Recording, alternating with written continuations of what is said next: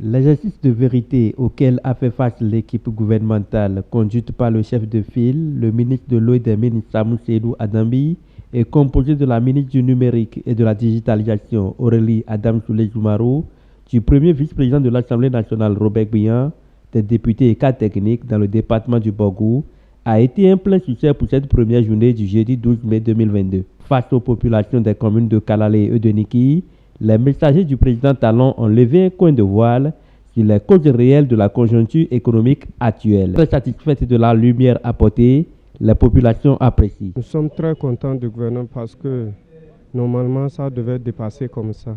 Mais le gouvernement a mis la main pour diminuer, réduire les choses et amener ça à la normale. Au moins on remercie le gouvernement pour ça.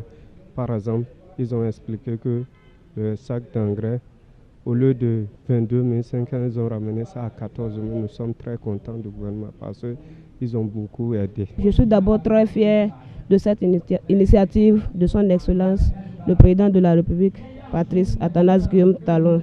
La voie du développement passe par le développement de la voie. Quoi qu'on fasse à Kalalé, si la voie inter-État, Niki, Kalalé, Segbana n'est pas aménagée, je crois que nous n'aurons jamais le développement dans notre chère commune. Je le remercie du fait qu'il a envoyé ses ministres de venir et nous expliquer ce qui se passe réellement. Parce que sur les réseaux sociaux, ce qu'on entend et ce qu'on vient d'attendre, ce n'est pas les mêmes choses. On va le remercier beaucoup parce que ce n'est pas facile. Pour gérer un peuple, ce n'est pas facile.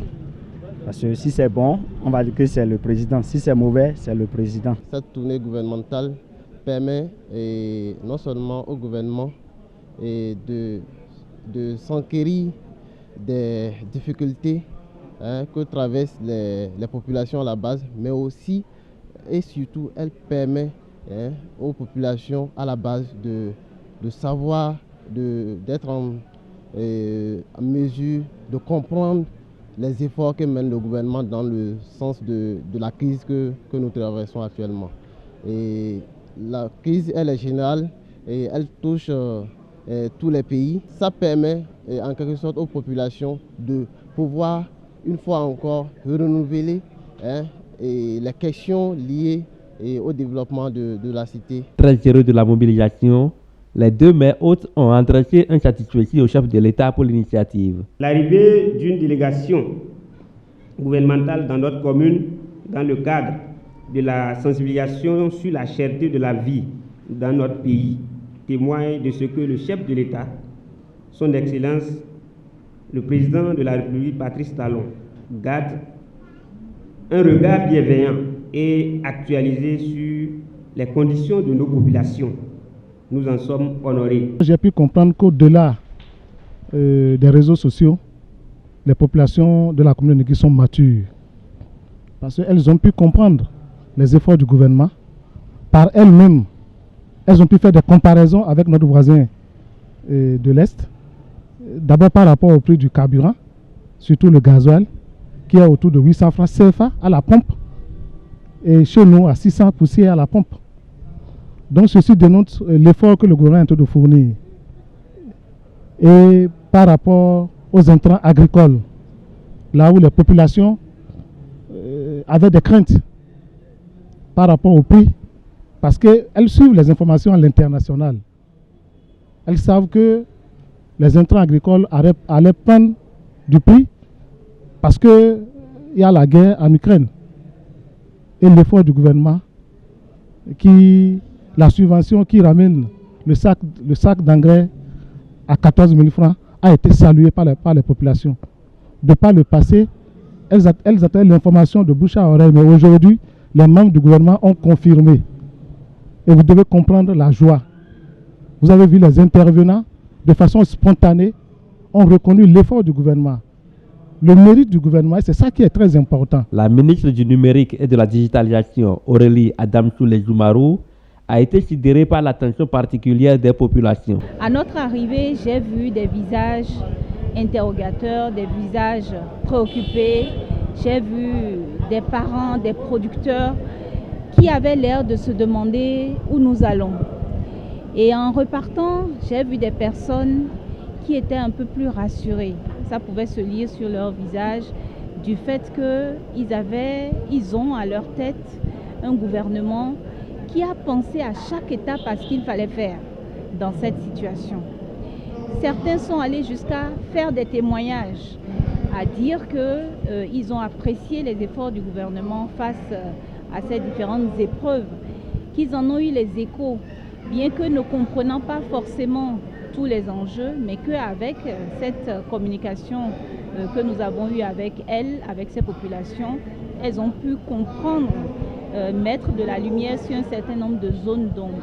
Le chef de file, Samou Adambi, est quant à lui revenu sur les réels mobiles de cette crise mondiale et les mesures d'atténuation prises par le gouvernement. On leur a expliqué quelles sont les causes de cette cherté de la vie, à commencer par le Covid-19, par la suite l'après-Covid, la suite ce qui se passe dans la sous-région, le djihadisme qui frappe donc la plupart des pays de l'Afrique occidentale aujourd'hui, et puis la guerre en Ukraine qui est venue tout gâter. Malgré les mesures prises par le gouvernement depuis 2020, malgré les mesures que nous avons prises et que nous continuons de prendre, nous avons vu que en fait, l'effet n'est pas ce que nous voulons. Donc il était quand même normal qu'on vienne auprès des populations, échanger avec elles pour leur expliquer, produit par produit, quelles sont les mesures qui ont été prises. D'abord les produits vivriers. On aura dit ce que nous avons pu faire. D'abord le maïs.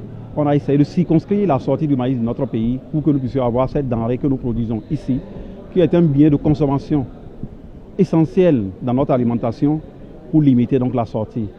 Deuxièmement, les autres produits de grande consommation, le gouvernement a mis la main à la poche pour pouvoir subventionner.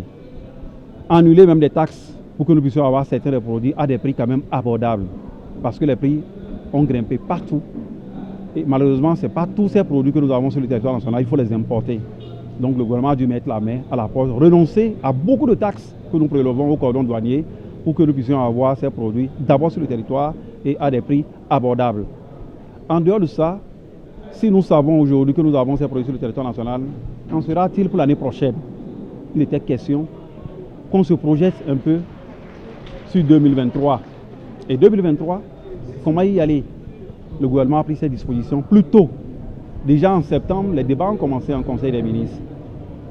Parce que le président savait peut-être que la crise du coronavirus n'allait pas d'un seul trait se retirer comme ça pour nous laisser le champ libre. Mais personne ne pouvait imaginer que la guerre en Ukraine allait arriver. Mais très tôt, on a su commander donc les intrants nécessaires pour la production de la campagne qui commence bientôt, la campagne 2022-2023, et à des prix que personne ne peut avoir dans la sous-région. Suite aux doléances et questions évoquées, le haut commissaire à l'accidentalisation des éleveurs appelle à la cohabitation entre éleveurs et agriculteurs. Par rapport à la question de la cohabitation entre éleveurs et agriculteurs, il faudrait également que les gens aient confiance. Il faudrait que la confiance entre agriculteurs et éleveurs puisse revenir, être au rendez-vous, parce qu'il y a une rupture de cette confiance-là. Et c'est vrai qu'on veut tous produire, on veut produire en matière agricole, on veut produire en matière élevage, mais en oubliant que nous sommes dans un espace qui est de plus en plus réduit. Donc chacun doit faire un peu un effort pour comprendre l'autre. Vu l'importance de cette tournée, le ministre Adambi suggère qu'elle soit répétitive au fin d'apporter plus de lumière sur les réalisations du président Talon et les difficultés rencontrées. Avant de prendre congé des populations, l'équipe gouvernementale est allée prendre les bénédictions du roi de Niki.